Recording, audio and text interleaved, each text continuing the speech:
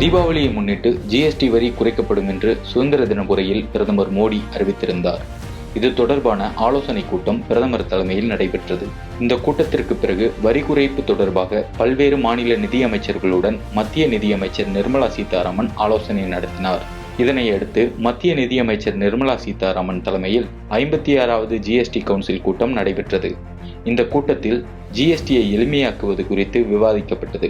இதனைத் தொடர்ந்து திருத்தப்பட்ட ஜிஎஸ்டி வரிகளை அறிவித்தார். இந்த அறிவிப்பில் பல அத்தியாய பொருட்களுக்கான ஜிஎஸ்டி வரி 18% அப்படியே 5% குறைக்கப்பட்டிருக்கிறது.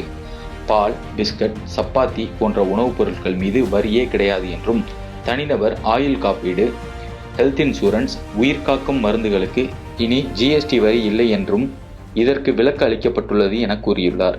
அதேபோல தேங்காய் எண்ணெய், சோப்புகள், ஷாம்புகள், பற்பசைகள், மேஜை பொருட்கள், சமையலறை பொருட்கள் ஆகியவற்றுக்கு 12 மற்றும் 18% குறைக்கப்பட்டு ஜிஎஸ்டி 5% நிர்ணயிக்கப்பட்டுள்ளது. அது மட்டுமின்றி நாப்கின்கள், மிக்சர், பாத்திரங்கள், குழந்தைகளுக்கான டயப்பர்கள், தையல் இயந்திரங்கள் மற்றும் அதன் பாகங்கள் ஆகியவற்றுக்கு 12 மற்றும் 18% 5% ஜிஎஸ்டி வரி குறைக்கப்பட்டிருக்கிறது. அதேபோல வீடுகளில் பயன்படுத்தப்படும் ஏசி, டிவி மற்றும் கார் ஆகியவற்றிற்கு 28% 18% வரி குறைக்கப்பட்டுள்ளது. அது மட்டுமின்றி ஆட்டோ, இருசக்கர வாகனங்கள், சரக்கு வாகனங்களுக்கான ஜிஎஸ்டி வரி 28% 18% குறைக்கப்பட்டுள்ளது. அனைத்து வாகன மோட்டார்களுக்கும் இனி 18% வரி வசூலிக்கப்படும் என கூறியுள்ளார். மேலும் விவசாய உபகரணங்களுக்கு 5% ஜிஎஸ்டி வசூலிக்கப்படும் என கூறப்பட்டுள்ளது.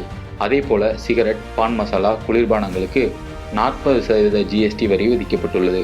350 சிசி இருசக்கர வாகனங்கள், சொகுசு கார்கள் மற்றும் தனியார் பயன்படுத்தும் விமானங்களுக்கு 40% வரி விதிக்கப்பட்டுள்ளது.